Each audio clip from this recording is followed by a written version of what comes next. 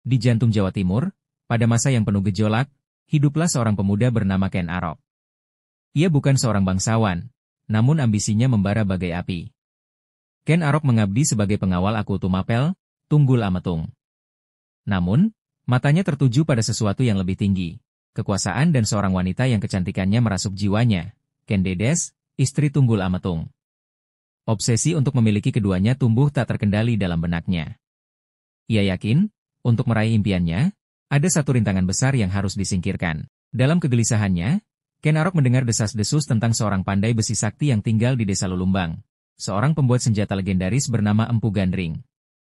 Konon, keris buatannya memiliki kekuatan luar biasa. Dengan tekad bulat, Ken Arok memutuskan untuk mencari Empu Gandring, berharap senjata sakti itu akan menjadi kunci untuk membuka gerbang kekuasaan dan cintanya. Tibalah Ken Arok di hadapan Empu Gandring, seorang lelaki tua dengan tatapan mata yang tajam dan tangan yang terampil menempa besi. Ken Arok menyampaikan permintaannya dengan nada mendesak, sebilah keris sakti yang harus selesai dalam waktu semalam. Empu Gandring, dengan bijak, menolak permintaan mustahil itu. Ia menjelaskan bahwa membuat keris pusaka membutuhkan waktu, ketelitian, dan ritual khusus agar tercipta kesempurnaan tanpa membawa petaka. Ia meminta waktu setidaknya 1 tahun. Mendengar penolakan itu, kesabaran Ken Arok menipis. Ambisinya yang membara membuatnya gelap mata. Setelah beberapa bulan berlalu tanpa kepastian, Ken Arok kembali mendatangi kediaman Empu Gandring, dan mendapati keris yang dijanjikan belum juga rampung.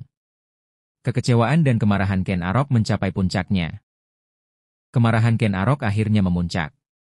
Ia melihat keris yang belum selesai itu sebagai satu-satunya cara untuk mencapai tujuannya. Tanpa berpikir panjang, ia merebut keris yang belum sempurna itu dari tangan Empu Gandring. Dengan mata yang gelap oleh ambisi, Ken Arok mengarahkan keris tersebut dan menikam Empu Gandring, yang roboh dengan darah mengalir. Di detik-detik terakhirnya, Empu Gandring menatap Ken Arok dengan tatapan penuh duka dan amarah. Dengan suara yang bergetar namun tegas, ia mengucapkan sebuah kutukan yang kelak akan menjadi legenda. Kelak, keris ini akan membunuh 7 keturunanmu, termasuk kamu sendiri, Arok. Setelah itu, Empu Gandring menghembuskan napas terakhirnya. Ken Arok berdiri membeku, memegang keris yang telah berlumuran darah, tanpa menyadari bahwa ia baru saja menciptakan awal dari sebuah tragedi panjang. Dengan keris di tangannya, Ken Arok kembali ke Tumapel. Ia tahu tidak bisa menggunakan keris tersebut secara langsung karena semua orang akan curiga. Ia kemudian membuat rencana licik. Ken Arok meminjamkan keris itu kepada seorang pengawal setia Tunggul Ametung, yang terkenal karena kecerobohannya, bernama Kebo Ijo. Dengan dalih untuk pamer, Kebo Ijo mengikat keris itu di pinggangnya setiap hari, sehingga semua orang melihatnya dan menganggap keris itu miliknya. Suatu malam, di saat yang paling tepat, Ken Arok mengambil kembali keris itu dan membunuh Tunggul Ametung di tempat tidurnya. Keesokan harinya, seluruh istana gempar. Ken Arok dengan cerdik menuduh Kebo Ijo sebagai pembunuh. Karena semua orang sudah terbiasa melihat Kebo Ijo dengan keris itu, mereka langsung percaya dan Kebo Ijo pun dihukum mati. Setelah berhasil menyingkirkan semua rintangan, Ken Arok naik tahta dan menikahi Ken Dedes, menjadi raja pertama kerajaan Singasari. Tahun-tahun berlalu. Ken Arok memerintah dengan gagah perkasa, namun kutukan keris Empu Gandring mulai bekerja. Putra dari Ken Dedes dan Tunggul Ametung, Anusapati, tumbuh dewasa. Suatu hari, ia mendengar cerita dari pengasuhnya tentang kematian ayahnya. Anusapati terkejut dan murka saat mengetahui bahwa Ken Aroklah pembunuh Tunggul Ametung, dan keris yang digunakan adalah keris Empu Gandring yang sekarang tersimpan di istana. Dendam membara di hati Anusapati. Dengan hati-hati, ia mencari waktu yang tepat. Saat Ken Arok sedang mengadakan pertemuan, Anusapati menyelinap masuk dan dengan keris Empu Gandring, ia menikam Ken Arok dari belakang. Ken Arok pun tewas di tangan putra tirinya sendiri, menjadi korban kedua dari kutukan keris.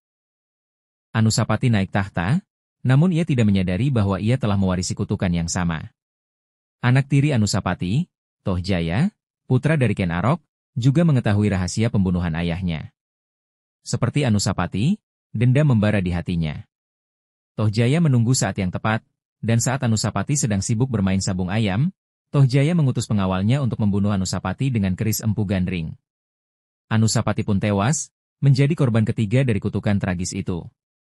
Tohjaya kemudian mengambil alih kekuasaan, namun ia tidak berkuasa lama. Anak dari Anusapati, Ranggawuni, juga membalas dendam dengan bantuan dari saudaranya.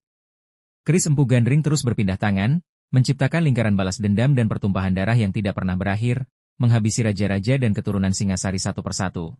Persis seperti kutukan yang diucapkan Empu Gandring pada awal mula tragedi ini.